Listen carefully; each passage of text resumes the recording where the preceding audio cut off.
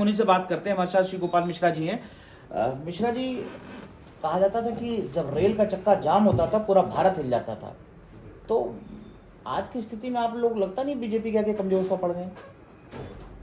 देखिए, all India railway federation का 100 वर्ष का इतिहास है और इस 100 वर्ष के इतिहास में कम से कम नहीं, अंग्रेजों के ज़माने में हम लोगों ने संघर्ष किया। वही 100 वर्ष संघर्ष के ही वर्ष रहे हैं।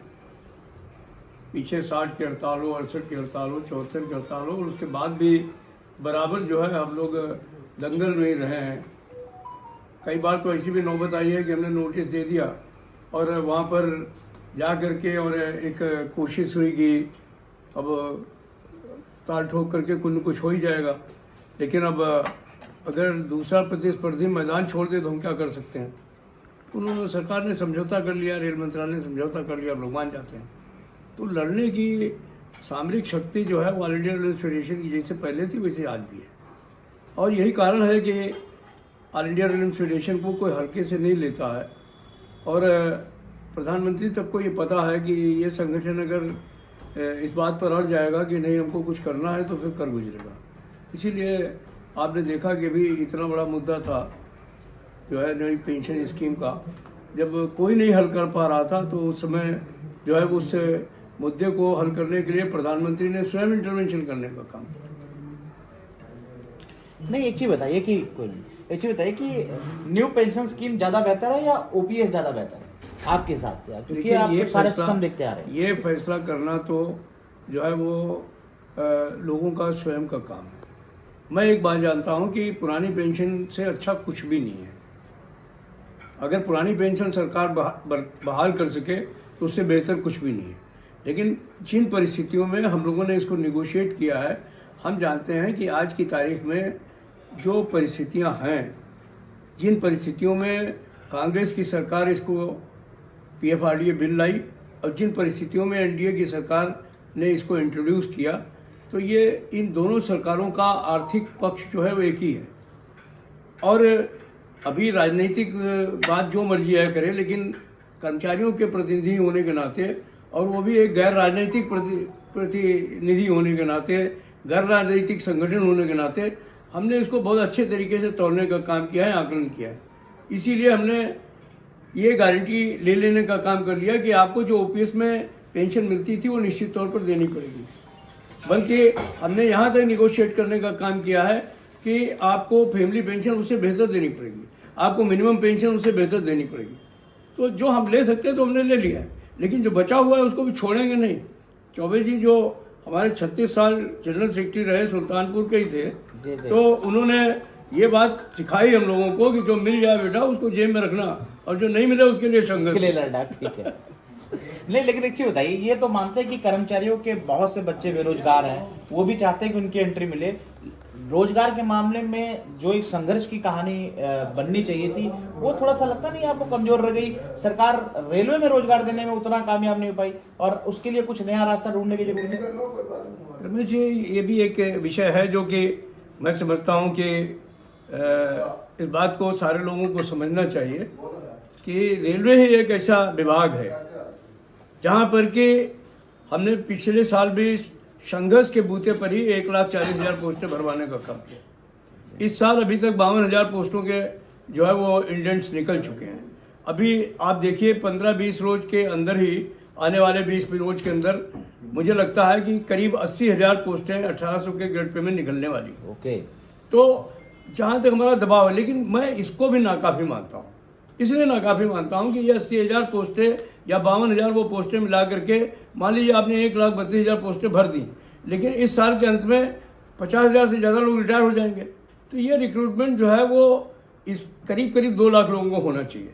2 लाख लोगों को होने के बजाय आप उसको 1.5 लाख के करीब कर रहे हैं, तो उससे काम नहीं चलेगा। हमने माननीय मंत्री जी से कहा है कि ये कंजूसी हमको इस पर रोक लगानी पड़ेगी।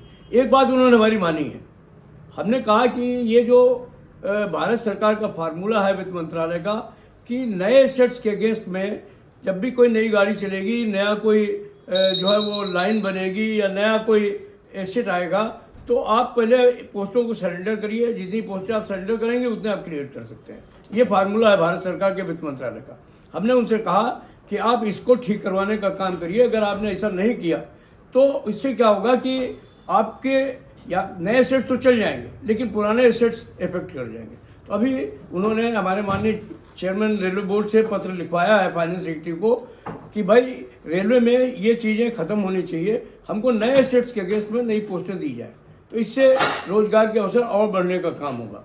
और हमने फाइनेंस सेक्रेटरी से जेसीएम स्टाफ साइड के सेक्रेटरी होने के नाते जाकर के खुद भी बात की है, उनको एक्सप्लेन की है सारी सिचुएशन को।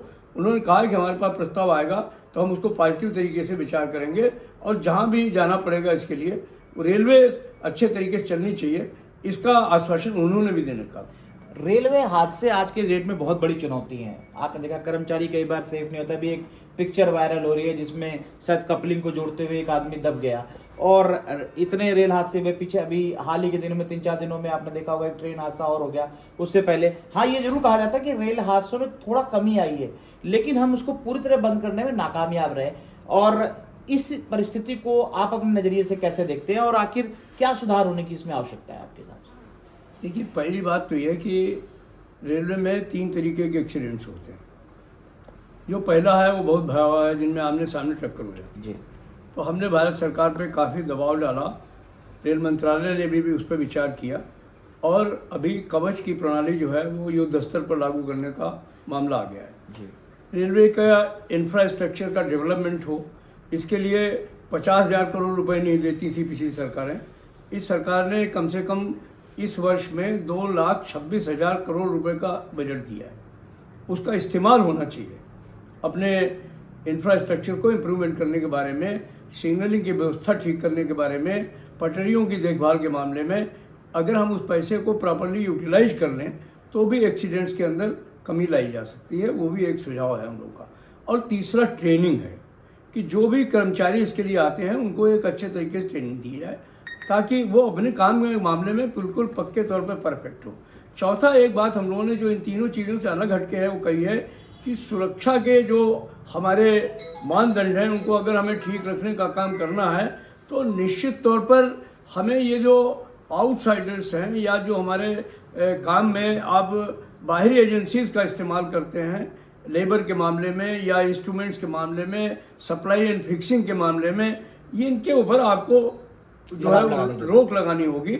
अगर ये आप नहीं करेंगे तो ये अकुशल लोग आकर के कुशल काम को करेंगे और काम खराब करके चले जाएंगे। बाद में उसका ठीकरा जो है वो रेल कर्मचारी के सर पे फूटता है या हमारा जो सुपरवाइजर है उसमें मारा जाता है। तो ये कुछ ऐसे सुझाव हैं जिनको अगर इम्प्लीमेंट किया जाए तो मैं समझता हूँ कि चीज़ें काफ़ी बेहतर हो जाए। मैं उसी सवाल पे आ रहा था कि रेलवे में जो निजीकरण है उससे कर्मचारियों का जो हित है वो धीरे धीरे खत्म होता जा रहा है। क्यों? क्योंकि जिस डिपार्टमेंट में अगर कर्मचारी काम कर सकता है वहां पर रेलवे प्राइवेटाइजेशन लेके आ जाती है। चाहे आप वर्कशॉप की बात करें या और जगहों की बात करें, तो इसको लगाम आपके नजरिए से कैसे लगाया जा सकता है? क्योंकि जब तक कर्मचारी यूनियन दबाव नहीं डालेंगे तब तो सरकार तो नहीं मान रही। उनको लगता है कि पैसा भी कम लगता है और टेंशन भी कम है। तो इसके रोक के लिए आपके नजरिए से क्या रास्ता है इसका? देखिए रमेश जी, ये हमारा, मैं तो कहूँगा ऑल इंडिया रेलवे फेडरेशन का, नॉर्दर्न रेलवेमेंस यूनियन का दबाव ही है कि आज भारतीय रेल आपको सरकारी स्वरूप में दिखाई पड़ रही है। बिल्कुल ठीक है। अदरवाइज जो सरकारें रही हैं उनके यहाँ तो ये सोच रही है कि वो इसको खड़े खड़े बेच देना चाहते थे। एक योजना आयोग का उपाध्यक्ष था, नाम सुना होगा आपने, मोटेक्सी के आलूवालिया जी। उसने जो है वो हमारे चेयरमैन रेलवे बोर्ड खुराना साहब थे, उनको चिट्ठी लिख दी थी कि दुनिया की रेलें प्राइवेटाइज हो सकती हैं, भारतीय रेल में ऐसा क्या जो है वो साहब के पर लगे हुए हैं कि जो है वो ये प्राइवेटाइज नहीं हो सकती। तो जिस बंदे ने कभी गाड़ी में यात्रा नहीं की वो योजना आयोग का उपाध्यक्ष है, उसको क्या मालूम है कि ये देश के गरीबों के लिए है, ये उन लोगों के लिए नहीं है जो जिनके लिए योजनाएं बना रहे हैं आप। इसमें वो लोग हैं जो कि अपने गौछे में रोटी और नमक लेकर के आते हैं, ट्रेनों में चलते हैं, प्लेटफॉर्म में पानी पीते हैं। वो तुम्हारे पिज्जा बर्गर और ये जो आप बना रहे वाले लोग नहीं है, वो स्टार वाले लोग नहीं हैं। तो वो उनकी सोच है ये। तो जब तक हम उस सोच को बदलने का काम नहीं करेंगे वो होना नहीं। लेकिन ये सारे पॉलिटिकल सवाल हैं। जब तक देश में ऐसे लोगों का, लेकिन एक बात मैं दावे के साथ कह सकता हूँ कि रेलवे को कोई निजी हाथों में नहीं सौंप सकता। बहुत कोशिश की, हमारे पुराने रेल मंत्री थे, उन्होंने कहा कि हम 100 दिन के एजेंडे में ले आए कि हम सारे कारखानों को जो है वो एक एक प्रोडक्शन यूनिट के साथ अटैच करके कारपोरेशन बना देंगे। ये हमारा तो आरसीएफ के हाथ में होता है, जगाधरी का कारखाना जहाँ हम बैठे हुए हैं। हमारा जो दूसरे कारखाने हैं लखनऊ के, वो DLW का हिस्सा बन जाते बनारस में। तो सवाल इस बात का है कि वो 100 दिन का जो एजेंडा है वो हवा हो गया। ठीक है, ये यूनियन ने उसको रुकवाया। जी जी, ये कर्मचारियों की ताकत है। कर्मचारियों की ताकत थी, इसकी वजह से अपना एजेंडा इम्प्लीमेंट नहीं कर पाए। उन्होंने कहा 100 गाड़ियां चला देंगे, लेकिन 100 गाड़ियां नहीं चला पाए। तो सवाल इस बात का है, हम अपनी ताकत से उसको पूरी कोशिश कर रहे हैं रोकने की, लेकिन ये भी आप मान करके चलिए कि जिस तरीके का परिवर्तन हो रहा है टेक्नोलॉजी में, जिस तरीके के सप्लाई और वेंडर्स आ रहे हैं, कुछ ना कुछ हमारे तमाम दबाव के बावजूद जो है वो एंट्री हो रही है इनकी।